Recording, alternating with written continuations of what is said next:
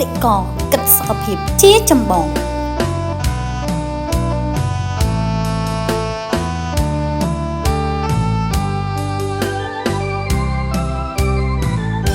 តាមើនដួងចិត្តត្បិតយល់និស័យមកកលភក្តីជួបកែវមិត្ត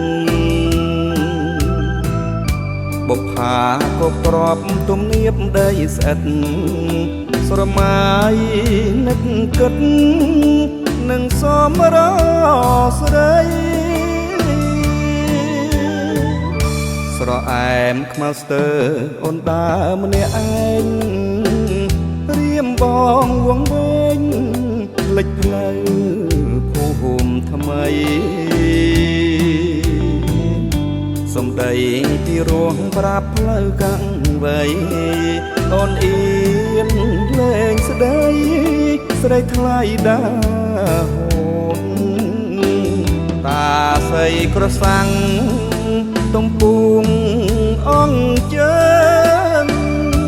មុំអ្នកសម្រោងរៀមសូមស្មឹងស្មោះព្រមទួលស្រុកស្រែសុំម៉ែសំដោះមេត្តាផងចោះដាច់ឆ្នាំចូលស្ដីស្រោស្រាលធ្វើខ្លួនពួនដាក់ទឹកដោះដូចខ្ញុំកំឡោះខ្វាំងអ្នកធ្នហមបីជ្រោយម្ទេសជួយជ្រងផ្សងយករូបស្រីបើគូ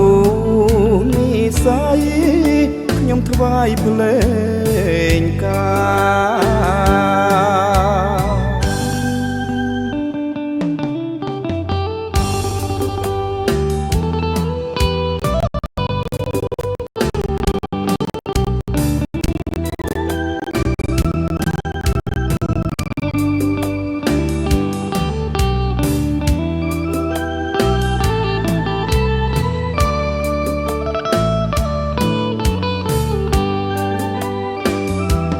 រស័យក្រសាំង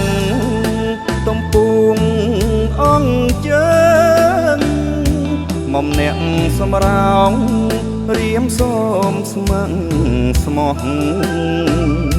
ព្រមទួលស្រុកស្រែសុំម៉ែសំដោះមេត្តាផងចោះដាច់ឆ្នាំចូលស្ដីស្រោស្រាលធ្វើខ្លួនពួនដាក់ទឹកដោះដូចខ្ញុំកំឡោះខ្វាំងអ្នកធ្នហមបីជ្រោយម្ទេសជួយជ្រងផ្សងយករូបស្រីបើគូនិស័យ